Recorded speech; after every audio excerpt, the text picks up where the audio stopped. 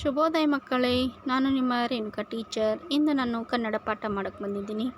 ಇಂದು ನಾವು ನೋಡೋಣ ಪಾಠ 17 ಕಾಡಿನೊಳೊಂದು ಸ್ಪರ್ಧೆ. ಕಾಡಿನೊಳೊಂದು ಸ್ಪರ್ಧೆ ಅಂದರೆ ಕಾಡಲ್ಲಿ ಒಂದು ಸ್ಪರ್ಧೆ ಏರ್ಪಡಿಸ್ತಾ ಇದೆ. ಅದೇ ಯಾವ ಸ್ಪರ್ಧೆ ಅದು ಎಂಬುದನ್ನು ಇಂದು ನಾವು ನೋಡೋಣ.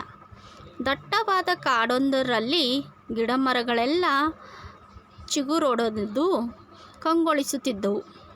ಪ್ರಾಣಿಗಳೆಲ್ಲ ನಿರ್ಭಯವಾಗಿ ಓಡಾಡುತ್ತಿದ್ದವು. ನೋಡಿ, ಒಂದು ದಟ್ಟವಾದ ಕಾಡಿರುತ್ತೆ, ಗಿಡ ಮರಗಳಿರುತ್ತೆ, ಚಿಗುರು ಹೊಡುತ್ತೆ ಅಂದ್ರೇನು ಎಲ್ಲ ಗಿಡಗಳು ಚಿಗುರು ಹೊಡೆದು ಚೆಂದಾಗಿ ದಟ್ಟವಾಗಿ ಏನಾಗುತ್ತೆ, ಮರ ಬೆಳೆದಿರುತ್ತೆ.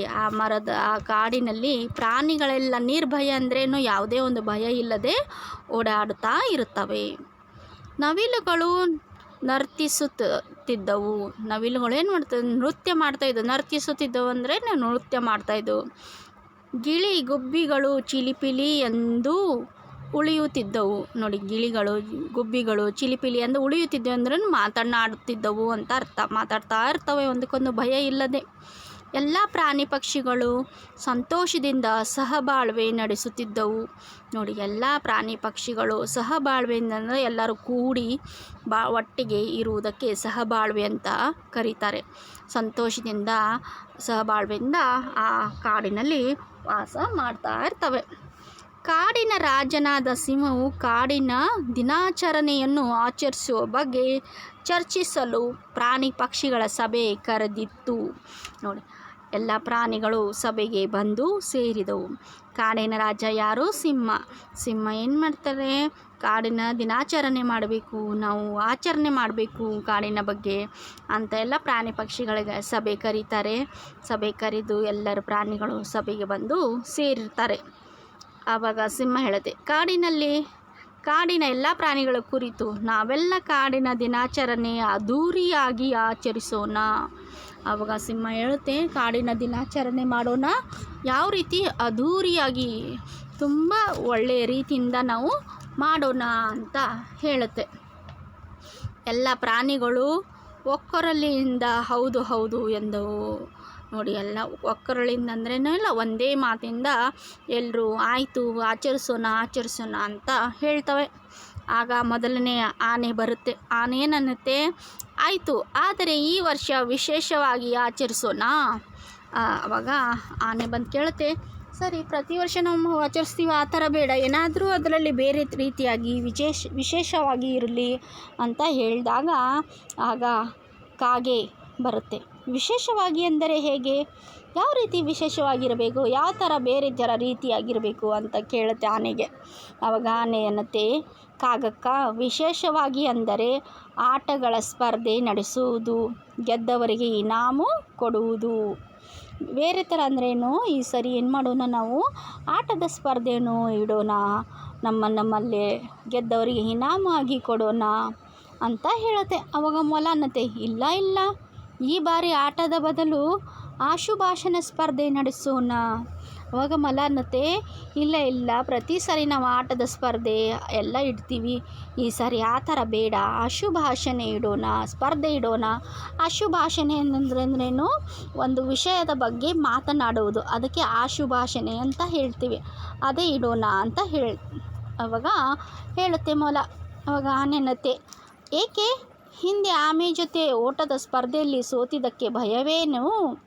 ಆಗ ಆನೆ ಅನ್ನತ್ತೆ ಮೊಲಕ್ಕೆ, ಯಾಕೆ ಹಿಂದೆ ನೀನು ಆಮೆ ಮತ್ತು ಮೊಲದ ಸ್ಪರ್ಧೆ ಇಟ್ಟಿದ್ದೀವಿ, ಆಗ ನೀನು ಸೋತಿದ್ದೀಯ ಆಮೆ, ಅದಕ್ಕೆ ನಿನಗೆ ಭಯ ಆಗುತ್ತಾ ಇದೆಯಾ ಅಂತ ಕೇಳುತ್ತೆ. ಮೊಲ, ಇಲ್ಲಪ್ಪ, ನನಗೆ ಯಾಕೆ ಭಯ, ಆಶುಭಾಷಣೆ ಸ್ಪರ್ಧೆಯಿಂದ ಗೊತ್ತಿಲ್ಲದ ಎಷ್ಟೋ ವಿಷಯಗಳನ್ನು ನಾವು ತಿಳಿದುಕೊಳ್ಳಬಹುದು ಎಂದನಷ್ಟೇ.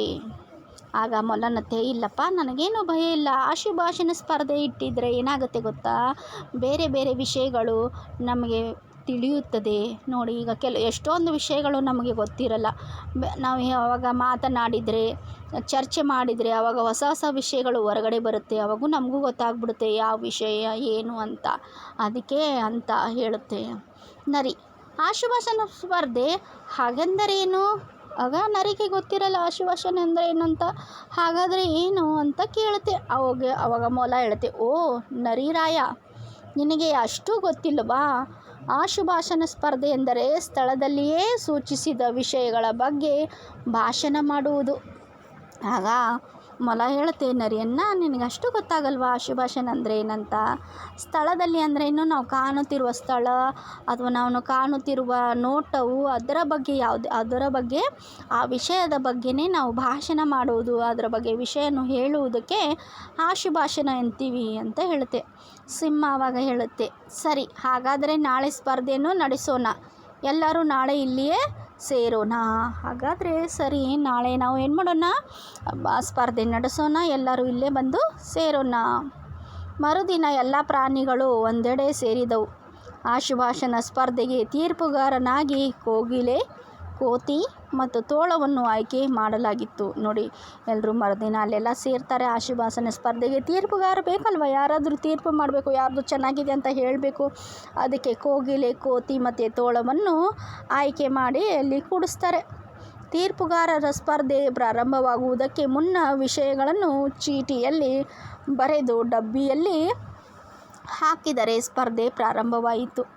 ಆವಾಗ ಸ್ಪರ್ಧೆ ಅಂದರೆ ಏನು, ಬಾಯಿಂದ ಹೇಳೋ ಒಂದು ವಸ್ತು ಅಥವಾ ಮಾತು ಅಲ್ಲ. ಅದೇನು ಮಾಡಬೇಕು, ಒಂದು ಚೀಟಿಯಲ್ಲಿ ಬರೆದ್ಬಿಟ್ಟು ಡಬ್ಬಿಗೆ ಹಾಕಿದಾಗ ಒಬ್ಬೊಬ್ಬರೇ ಬಂದು ಒಂದೊಂದೇ ಚೀಟಿ ಎತ್ತಿ ಯಾವ ಬರುತ್ತೆ, ಯಾವ ಅಕ್ಷರ ಬರುತ್ತೆ, ಯಾವ ಪದ ಬರುತ್ತೆ ಅದರ ಬಗ್ಗೆ ಭಾಷಣ ಮಾಡೋದು ಅಂತ ಅರ್ಥ. ಪ್ರಾರಂಭ ಮಾಡ್ತಾರೆ. ತೋಳ, ಒಬ್ಬೊಬ್ಬರಾಗಿ ಬನ್ನಿ, ಡಬ್ಬಿಯಿಂದ ಒಂದು ಚೀಟಿ ತೆಗೆದುಕೊಂಡು ಅದರಲ್ಲಿರುವ ವಿಷಯಗಳನ್ನು ಕುರಿತು ಮಾತನಾಡಿರಿ. ಪ್ರತಿಯೊಬ್ಬರಿಗೂ ಸಮಯ 5 ನಿಮಿಷಗಳ ಮಾತ್ರ ಎಂದು ಸ್ಪಷ್ಟಪಡಿಸಿತು. ತೋಳ ಬಂದುತ್ತೆ, ಏನು ನಿಯಮಗಳು ಏನಂತ ಹೇಳುತ್ತೆ. ಒಬ್ಬೊಬ್ಬರಾಗಿ ಏನು ಮಾಡಬೇಕು, ಬರಬೇಕು, ಡಬ್ಬಿಯಲ್ಲಿದ್ದ ಒಂದು ಚೀಟಿ ತೆಗೆದುಕೊಳ್ಳಬೇಕು, ಅದರಲ್ಲಿ ಬರೆದಿರುವ ವಿಷಯನ್ನು ಕುರಿತು ಮಾತನಾಡಬೇಕು. ಪ್ರತಿಯೊಬ್ಬರಿಗೆ ಎಷ್ಟು, 5 ನಿಮಿಷ ಸಮಯ ಮಾತ್ರ ಅಂತ ಹೇಳುತ್ತೆ. ಅಲ್ಲಿಂದ ಪ್ರಾಣಿ ಪಕ್ಷಿಗಳೆಲ್ಲ ಕೆಲವು ಸರದಿಯ ಪ್ರಕಾರ ಬಂದು ಚೀಟಿ ತೆಗೆದುಕೊಂಡು ಮಾತನಾಡಲು ಪ್ರಾರಂಭಿಸಿದವು. ಸೊಂಡಿಲು ಹಾಗೂ ಬಾಲವನ್ನು ಅಲ್ಲಾಡಿಸುತ್ತಾ ಗಳಿಡುತ್ತಾ ಬಂದ ಆನೆ ಗಂಟಲನ್ನು ಸರಿಪಡಿಸಿಕೊಂಡು ಡಬ್ಬಿಯಲ್ಲಿ ಸೊಂಡಿಲನ್ನು ಹಾಕಿ ಚೀಟಿಯನ್ನು ಎತ್ತಿಕೊಂಡಿತು. ಆನೆ ಬರುತ್ತೆ ಫಸ್ಟಿಗೆ, ಮೊದಲಿಗೆ ಬಂದು ಚೀಟಿಯನ್ನು ಎದ್ದುತ್ತೆ. ಅವಾಗ ಹೇಳುತ್ತೆ, ಅಬ್ಬಾ, ಚೀಟಿಯಲ್ಲಿ ನನಗೆ ಇಷ್ಟವಾದ ವಿಷಯವೇ ಬಂದಿದೆ.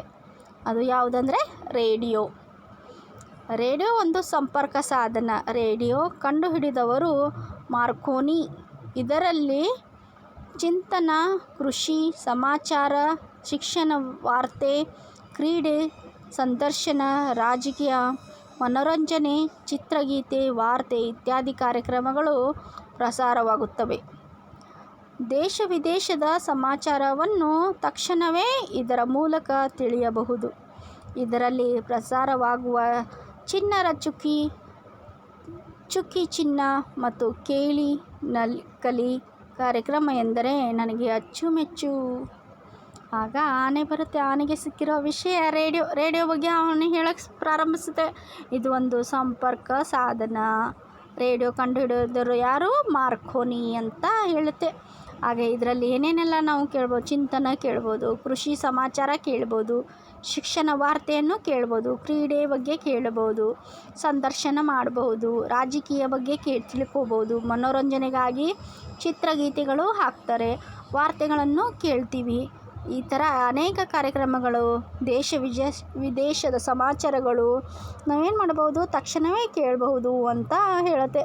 ಅದಕ್ಕೆ ಇಷ್ಟವಾಗಿರೋದು ಚಿಣ್ಣರ ಚುಕ್ಕಿ, ಆಮೇಲೆ ಚುಕ್ಕಿ ಚಿನ್ನ ಮತ್ತು ಕೇಳಿ ಕಲಿ ಕಾರ್ಯಕ್ರಮ ಅಂದರೆ ತುಂಬ ಇಷ್ಟ ಅಂತ ಆನೆ ಹೇಳುತ್ತೆ. ಮುಂದೆ ವೇಗವಾಗಿ ಓಡಿ ಬಂದ ಚಿರತೆಯು ಚೀಟಿಯನ್ನು ಎತ್ತಿಕೊಂಡಿತು. ಆಗ ಆನೆ ಮುಗಿದ ನಂತರ ಸರದಿ ವೇಗವಾಗಿ ಯಾರು ಬರ್ತಾರೆ, ಚಿರತೆ ಓಡಿ ಬಂದು ಒಂದು ಚೀಟಿ ಎತ್ಕೊಂಡಾಗ ಚಿರತೆ, ನನಗೆ ರೈಲ್ವೆ ವಿಷಯ ಸಿಕ್ಕಿದೆ. ಓಹೋ, ನೋಡಿ, ಚಿರತೆಗೆ ಯಾವ ವಿಷಯ ಸಿಕ್ಕಿದೆ, ರೈಲ್ವೆ ವಿಷಯ ಸಿಗುತ್ತೆ. ನನಗಿಂತ ವೇಗವಾಗಿ ಚಲಿಸುವ ಉದ್ದವಾದ ವಾಹನವಿದು. ಅದೇನಾಗುತ್ತೆ, ಚಿರತೆಗಿಂತ ವೇಗವಾಗಿ ರೈಲ್ವೆ ಓಡುತ್ತೆ ಅಂತ ಹೇಳುತ್ತೆ. ಇದು ಕಂಬಿಗಳ ಮೇಲೆ ಮಾತ್ರ ಚಲಿಸುತ್ತದೆ. ಇದೇನಾಗುತ್ತೆ, ರೈಲ್ವೆ ಕಂಬಿಗಳ ಮೇಲೆ ಮಾತ್ರ ಚಲಿಸುತ್ತೆ. ರೈಲಿನಲ್ಲಿ ಒಮ್ಮೆಗೆ ಹೆಚ್ಚು ಪ್ರಯಾಣಿಸಬಹುದು. ರೈಲ್ವೆದಲ್ಲಿ ಎಷ್ಟೋ ಜಾಸ್ತಿ ಜನ ಪ್ರಯಾಣಿಕರು ಏನು ಮಾಡ್ಬೋದು, ಪ್ರಯಾಣಿಸಬಹುದು ಅಂತ ಹೇಳುತ್ತೆ. ಸರಕುಗಳನ್ನು ಸಾಗಿಸಬಹುದು. ಸರಕುಗಳಂದ್ರೇನು, ಸಾಮಾನುಗಳು ಒಂದು ಸ್ಥಳದಿಂದ ಇನ್ನೊಂದು ಸ್ಥಳಕ್ಕೆ ಸಾಗಿಸಬಹುದು ಅಂತ ಹೇಳುತ್ತೆ. ರೈಲಿನಲ್ಲಿ ಶೌಚಾಲಯ, ಕುಡಿಯುವ ನೀರು, ಊಟ, ತಿಂಡಿ, ಮಲಗುವ ವ್ಯವಸ್ಥೆ ಇರುತ್ತದೆ. ನೋಡಿ, ರೈಲಿನಲ್ಲಿ ಶೌಚಾಲಯ ಇರುತ್ತೆ, ಕುಡಿಯಲು ನೀರು ಇರುತ್ತೆ, ಊಟ ಸಿಗುತ್ತೆ, ತಿಂಡಿ ಸಿಗುತ್ತೆ, ಮಲಗುವ ವ್ಯವಸ್ಥೆ ಕೂಡ ಇರುತ್ತೆ. ಈಗ ರೈಲು ಪ್ರಯಾಣ ಸುಖಕರ ಹಾಗೂ ಅದರ ದರವೂ ಕಡಿಮೆ ಎಂದು ಹೇಳಿ ಕುಳಿತುಕೊಂಡಿತು. ನೋಡಿ, ಈಗ ರೈಲ್ವೆ ಪ್ರಯಾಣ ಸುಖಕರವಾಗಿದೆ, ತುಂಬ ಒಳ್ಳೆಯದಾಗಿದೆ, ಅದರ ದರವೂ ಅಂದರೆ ಬೆಲೆಯೂ ಕಡಿಮೆಯಾಗಿದೆ ಅಂತ ಹೇಳಿ ಕೂತ್ಕೊಂಡ್ಬಿಡುತ್ತೆ. ಹೆಜ್ಜೆ ಮೇಲೆ ಹೆಜ್ಜೆ ಹಾಕುತ್ತಾ ಗರಿ ಬಿಚ್ಚಿ ತನ್ನ ಸೌಂದರ್ಯವನ್ನು ಬಿಕ್ಕದಿಂದ ಪ್ರದರ್ಶಿಸುತ್ತಾ ನವಿಲು ಎಲ್ಲರ ಕಣ್ಮನ ಸೆಳೆಯಿತು. ಕೊಕ್ಕಿನಿಂದ ಚೀಟಿ ತೆಗೆದುಕೊಂಡು ವಿಮಾನ ಹೀಗೆ ಹೇಳಿತು. ನೋಡಿ, ಆಮೇಲೆ ಯಾರು ಬರ್ತಾರೆ, ನವಿಲು ಬರ್ತಾರೆ. ಮಕ್ಕಳೇ, ಈ ಪಾಠದ ಮೊದಲನೇ ಭಾಗ ಇಲ್ಲಿವರೆಗೆ ಮುಗಿಸ್ತೀನಿ. ಮತ್ತು ನಾನು ಮುಂದಿನ ವಾರ ಮತ್ತು ಇದರ ಮುಂದಿನ ಭಾಗ 2 ನಾವು ನೋಡೋಣ. ನೀವು ಕೂಡ ಈ ಪಾಠವನ್ನು 2 ಸಾರಿ ಓದಿ ಅರ್ಥ ಮಾಡಿಕೊಳ್ಳಿ. ಮತ್ತೆ ನಾನು ಸಿಗ್ತೀನಿ. ಧನ್ಯವಾದಗಳು.